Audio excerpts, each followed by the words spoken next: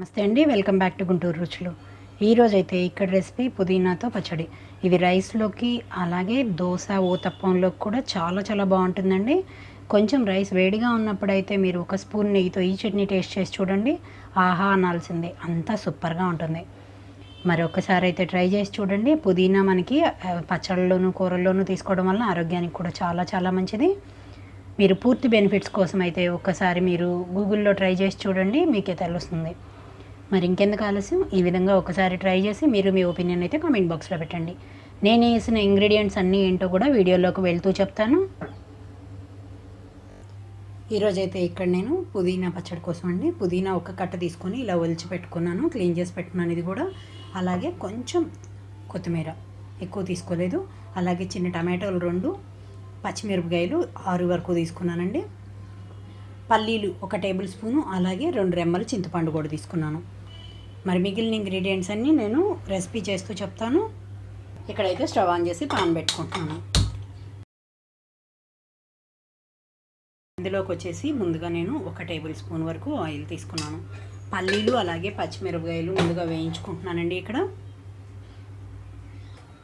లో ఫ్లేమ్లోకి టర్న్ చేసుకొని పల్లీలు వేసి వేయించుకుంటున్నాను. ముందుగా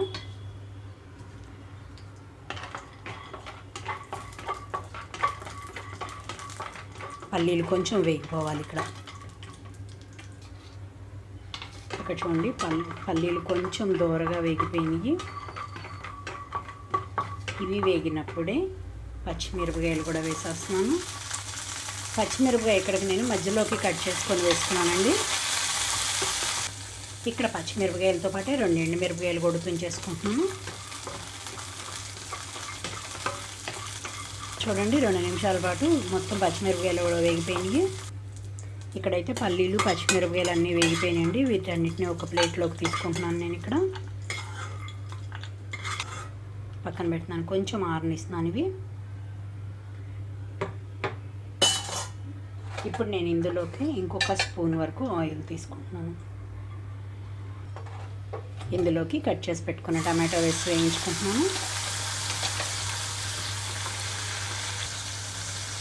మూత పెట్టేస్తున్నాను, టమాటో త్వరగా మెత్తబడిపోవడానికి. మూత తీస్తున్నాను 2 నిమిషాల తర్వాత. ఇక్కడ చూడండి, టమాటా కొంచెం మెత్తబడిపోయింది, తొక్కంతా ఊడిపోతుంది. ఇంకొక 2 నిమిషాల పాటు ఇలాగే ఉంచి కలుపుకుంటున్నాను. ఇందులోనే ఇప్పుడు కొంచెం కొత్తిమీర తీసుకున్నాను కదా, ఇది కూడా వేసి వేయించుకుంటున్నాను. మనకి అప్పటికప్పుడుగా ఏ చట్నీ లేదు అనుకుంటే కొంచెం టమాటో అలాగే పుదీనా కానీ కొత్తిమీర కానీ ఏది ఉన్నా కూడా ఇప్పుడు నేను తీసుకున్న క్వాంటిటీలో తీసుకొని చేసుకోండి. చాలా చాలా టేస్టీగా ఉంటుంది రైస్లోకి, అంతేకాదు దోశల్లోకి కూడా చాలా బాగుంటుంది. ఇక్కడ చూడండి, టమాటా అంతా కంప్లీట్గా మగ్గిపోయిన తర్వాత ఇందులోకి కట్ చేసి పెట్టుకున్న పుదీనా వేసేస్తున్నాను. మూత పెట్టేసి మగ్గనిస్తున్నాను. మళ్ళీ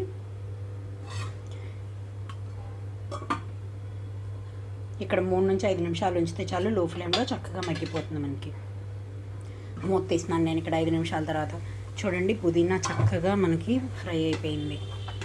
మంచి వాసన వస్తుంది, పుదీనా వేగేటప్పుడు మంచి స్మెల్ తెలుస్తుంది. ఇంకా నేను స్టవ్ ఆఫ్ చేసేసి కొద్దిగా ఆరనిస్తున్నాను. ఇక్కడైతే ముందుగా మిక్సీ జార్ తీసుకొని పల్లీలు అలాగే పచ్చిమిరపకాయలు ఎండుమిరపకాయలు వేసుకున్నాను. అలాగే ఉప్పు, కొంచెం వెల్లుల్లి రెమ్మలు, దీంతో పాటుగా 2 రెమ్మల చింతపండు, 1 స్పూన్ వరకు జీలకర్ర. నేను ఇంకా తాలింపు పెట్టుకోవట్లేదండి, అందుకే వెల్లుల్లి జీలకర్ర అంతా కూడా ఇక్కడే వేసేసాను. గ్రైండ్ చేస్తున్నాను ముందుగా. చూడండి, పప్పులన్నీ మెత్తగా గ్రైండ్ అయిపోయింది. ఇప్పుడైతే ఇందులోకి నేను పుదీనా వేసేసుకుంటున్నాను.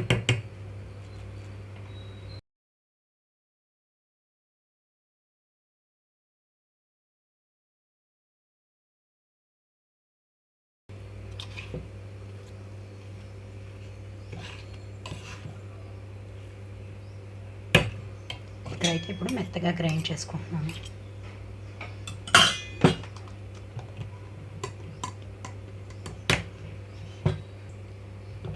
చూడండి, పుదీనా అంతా మెత్తగా గ్రైండ్ అయిపోయింది టమాటోతో సహా. మరి రైస్లోకి అయితే చాలా చాలా పర్ఫెక్ట్గా ఉంటుందండి. మీరు కావాలనుకుంటే తాలింపు కూడా పెట్టుకోవచ్చు. నేనైతే తాలింపుని స్కిప్ చేస్తున్నాను ఇక్కడ, ఎందుకంటే వెల్లుల్లి జీలకర్ర అంతా ఇందులో వేసేసాను. బౌల్లోకి తీసుకుంటున్నాను. చూసారు కదా, పుదీనా పచ్చడి రైస్లోకి అయితే సూపర్గా ఉంటుంది ఈ కాంబినేషన్. ఇలా ట్రై చేసి చూడండి. మరి మీరు ట్రై చేసి మీ ఒపీనియన్ అయితే కామెంట్ బాక్స్లో పెట్టండి. అలాగే మీలో ఎవరైనా మా వీడియో ఫస్ట్ టైం కానీ చూస్తున్నట్లయితే ప్లీజ్ మా ఛానల్ని సబ్స్క్రైబ్ చేయండి. అలాగే మా వీడియోస్ లైక్ చేస్తూ షేర్ చేయండి. పక్కనే ఉన్న bell icon all option click చేస్తే మేము ఇచ్చే వీడియోలన్నీ మీకు నోటిఫికేషన్స్ వస్తాయి. Please encourage me and thank you for watching. Thank you.